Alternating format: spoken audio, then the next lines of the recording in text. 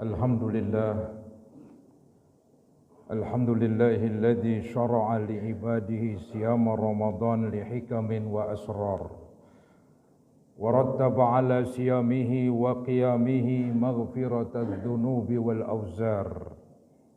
Ashhadu an la ilaha illallah wahdahu la syarika lah al-malikul ghaffar wa ashhadu anna sayyidana wa nabiyyana Muhammadan abduhu wa rasuluh al-mustafa al-mukhtar.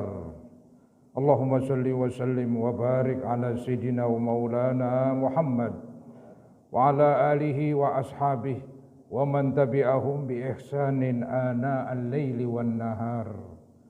Amma ba'd, fa ya ayyuhal muslimun usikum wa iyaya bi taqwallahi wa ta'atihi faqad fazal muttaqun wa khasiral kafirun.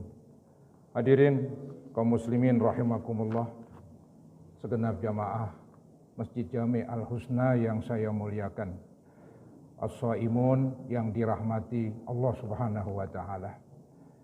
Dengan mengucapkan syukur alhamdulillah, di siang Jumat ini di bulan puasa kita telah berada di ruangan Masjid Jami' Al-Husna untuk melaksanakan salah satu kewajiban kita, yaitu kewajiban sholat Jumat. Harapan kita semoga puasa yang sedang kita laksanakan, sholat Jumat yang nanti kita akan laksanakan, dan juga seluruh amal ibadah kita mudah-mudahan diterima dan diijabah oleh Allah Subhanahu wa taala. Semoga dengan kemurahan Allah diampuni kekurangan, kesalahan dan dosa-dosa kita. Dan selalu kita mengharap semoga terus Allah bukakan pintu hati dan pikiran kita, sehingga dengan mudah kita dapat menerima ilmu-ilmu agama dan juga petuah-petuah agama. Amin ya rabbal alamin.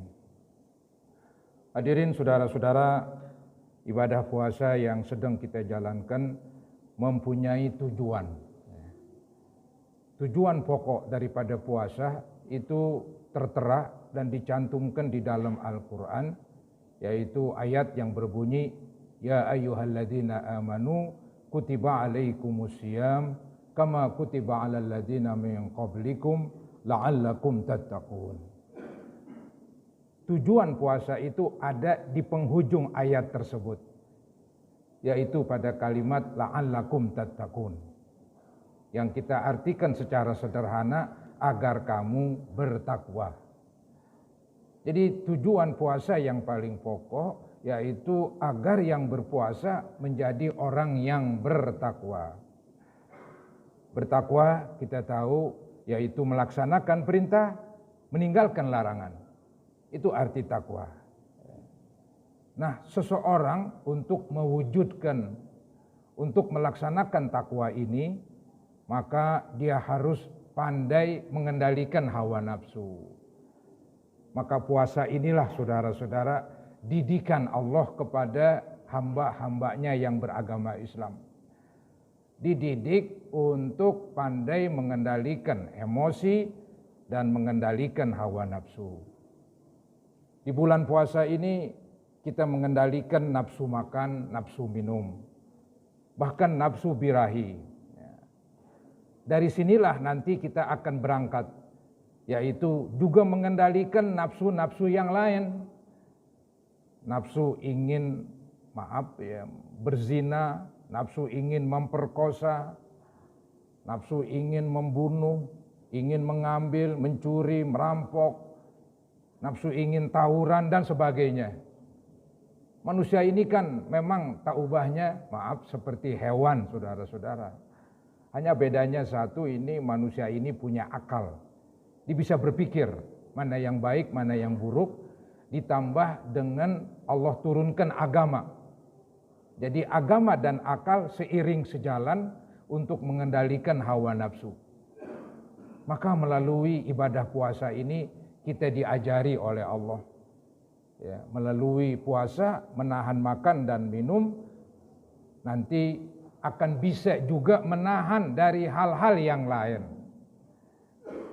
Saudara, terjadinya kekacauan, keonaran di muka bumi ini itu kan bermula dari hawa nafsu. Apa saja yang terjadi di muka bumi ini, yang kacau balau saudara-saudara, yang merusak tatanan masyarakat, merusak sosial dan keadaan masyarakat, itu yang merusak timbul-timbulnya gara-gara adanya hawa nafsu. Maka dari itu di bulan puasa kita digembleng, di bulan puasa kita ditatar untuk bisa mengendalikan hawa nafsu. Dan nanti setelah bulan puasa memasuki lebaran, bulan Syawal, dan seterusnya juga bisa mengendalikan hawa nafsu. Dan nanti tahun depan ketemu lagi Ramadan. Kenapa saudara-saudara ini Ramadan berulang? Ya karena manusia ini pelupa. Manusia ini kan banyak gangguan. Ya, gangguannya begitu besar. Setan yang menunggangi hawa nafsu. Bisikan-bisikan dari setan. Ini kan membuat manusia oleng. Membuat manusia lupa dengan agama. Maka diingatkan kembali. Yaitu diingatkan untuk kendalikan hawa nafsu melalui puasa. Maka itu puasa berulang-ulang. Setiap tahun ada lagi bulan puasa. Setiap tahun ada lagi bulan puasa. Karena manusia adalah makhluk pelupa. Diingatkan dan disegarkan kembali. Hadirin kaum muslimin rahimakumullah. Jadi nafsu ini memang sudah ada, Allah ciptakan ya manusia ini dengan hawa nafsu. Nafsu ini bukan hanya membuat kerusakan, tapi juga nafsu bisa membuat kebaikan, saudara-saudara ya. Kemajuan teknologi, kemajuan dunia ini juga atas dorongan nafsu dan keinginan. Kalau manusia nggak ada nafsu, diam melempem, nggak ada aktivitas, dunia nggak maju. Maka nafsu dan keinginan juga bisa membuat dunia jadi maju. Tapi juga nafsu dan keinginan bisa membuat dunia akan hancur. Agama Islam bukan membunuh hawa nafsu. Agama Islam bukan menghilangkan hawa nafsu, tapi memerintahkan kita pandai-pandailah mengontrol hawa nafsu. Mana yang boleh, mana yang tidak. Itu saudara-saudara. Ya. Ada ayat Quran yang menerangkan bahwa keinginan dan nafsu manusia itu memang banyak. Ya. Seperti firman Allah yang berbunyi, Zuyyina linnasi hubbus syahawati minan nisa. Artinya dijadikan indah pada pandangan manusia kecintaan terhadap yang diingini. Kecintaan atau hawa nafsu terhadap yang diingini, yaitu terhadap perempuan. Ya. Jadi laki senang dengan perempuan, punya nafsu birahi. Ya. Maka nafsu ini nggak dilepas begitu saja. Kalau dilepas begitu saja ya terjadilah apa yang terjadi, pemerkosaan, perzinaan dan sebagainya. Diatur oleh agama melalui pernikahan. Jadi nafsu terhadap perempuan bukan dihilangkan, tapi dikontrol melalui aturan agama seperti pernikahan. Dan nanti setelah menikah diharapkan punya keturunan. Semua orang punya keturunan. Nah, ini yang diterangkan dalam Al-Quran, wal banin. Jadi manusia senang kepada anak, lebih-lebih anak laki. Semua orang mendambakan ketika dia menikah ingin punya anak. Karena anak tersebut adalah kelanjutan orang tua. Ya sudah tentu ingin punya anak ya tadi melalui nikah. Bukan di luar nikah, ini berbahaya. Mencelakakan anak itu sendiri. Nanti anak itu enggak ada bapaknya saudara-saudara. Jadi enggak jelas. Maka Islam ini mengatur ya, nafsu itu khususnya nafsu birahi terhadap perempuan melalui pernikahan. Kemudian juga Al-Quran menyebut wal qanatiril muqantarah. Manusia punya keinginan, punya nafsu, ingin mempunyai harta yang banyak. Silakan orang mempunyai harta, tapi harus melalui jalur yang dibenarkan oleh agama.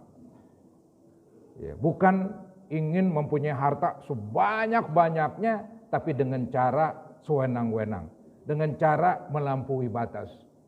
Entah itu dengan korupsi, merampok, pungutan liar dan sebagainya. Carilah harta dengan cara yang benar. Carilah harta dengan cara yang dibenarkan oleh agama. Ya, misalnya berdagang, berbisnis, jual jasa dan sebagainya para hadirin. Yang penting silakan cari harta yang halal. Karena memang manusia senang kepada harta. Nggak ada yang membenci harta. Semuanya berlomba-lomba. Tapi ikuti aturan agama. Jangan kita melampaui batas. Nanti berakibat buruk. Jangan turutin hawa nafsu. Memang nafsu itu demikian, ingin punya harta sebanyak-banyaknya. Ada digambarkan tuh di dalam hadis, seandainya manusia punya 1 lembah emas, maka ingin punya 2 lembah emas. Udah punya 2, ingin 3 lembah, seterusnya dan seterusnya. Kapan berhenti? Kalau sudah meninggal dunia, baru dia berhenti. Kalau dia masih hidup, dia ingin dan ingin. Ini manusia, tapi kita kan manusia beriman. Manusia yang bisa dan semestinya mengendalikan hawa nafsu. Kita kendalikan. Bukan asal harta, tapi yang kita ambil, yang kita miliki adalah harta yang halal. Begitu saudara-saudara agama mengajarkan. Jadi manusia senang kepada wal qanatiril muqantarah minadz dzahab wal fiddah, dari emas dan perak. Wal khailil musawwamah. Manusia juga ingin memiliki kuda yang betul-betul peliharaan yang bagus. Ini zaman dulu kuda, zaman sekarang yang mungkin kendaraan saudara-saudara. Kendaraan yang bagus, yang mewah, yang luks.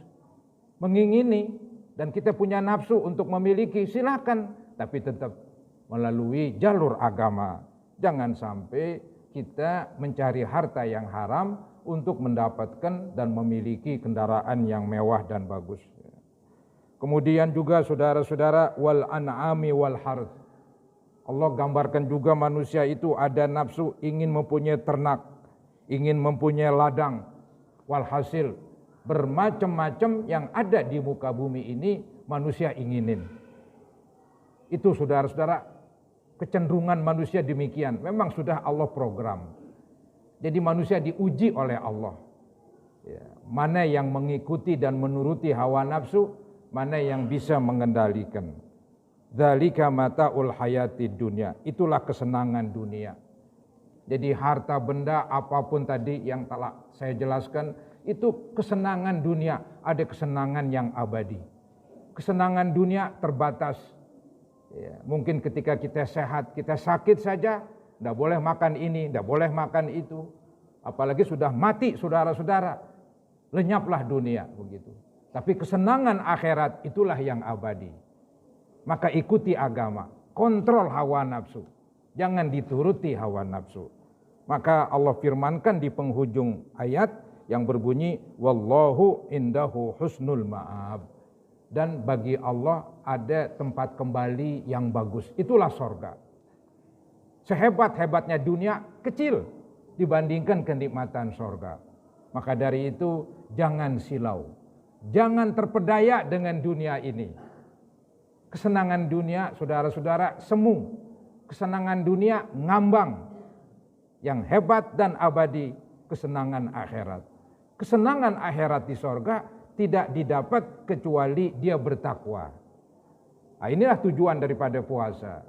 Dan bertakwa ini supaya terwujudkan, bisa dilaksanakan takwa, kendalikan hawa nafsu. Melalui puasa, saudara-saudara, kita dididik mengendalikan hawa nafsu. Jadi betul-betul nafsu ini sangat dahsyat. Ya, sangat betul-betul berpengaruh pada manusia. Bisa membuat kekacauan, bisa membuat kemajuan. Tergantung yang bisa mengendalikannya. Ada firman Allah yang lain yang berbunyi innan nafsa la ammaratun bisu. Sesungguhnya nafsu itu memerintahkan yang buruk-buruk. Jadi memang sisi yang paling besar dari hawa nafsu memerintahkan yang buruk. Tapi ada juga sisi yang baik yang memerintahkan untuk yang baik-baik begitu. Nah, orang Islam dia bukan menghilangkan hawa nafsu tapi mengontrol dan mengendalikan. Ada salah seorang ulama ya, memberikan nasihat kepada kita tentang hawa nafsu ini. Apa dibilang? Wan nafsu akhbasu min sab'ina syaitana. Nafsu itu lebih jahat dari 70 setan. Saudara, setan tuh lebih rendah dari hawa nafsu. Maka saya bilang tadi, setan itu dia mengendarai hawa nafsu. Dia hanya mengendarai, hanya menyetir, hanya membisikkan. Tapi kekuatan yang paling besar ada di diri kita, itulah hawa nafsu. Kalau nafsu sudah dikendarai oleh setan, ini yang rusak. Kita nggak mau demikian. Nafsu harus dikendarai oleh agama. Nafsu harus dikendarai oleh akal sehat. Sehingga nafsu bisa diarahkan kepada hal-hal yang baik dan hal-hal yang positif. Saudara, ini menahan hawa nafsu sama seperti menahan bayi dari menyusu kepada ibunya. Bayi kalau nggak disapi terus menyusu sampai dewasa, saudara-saudara.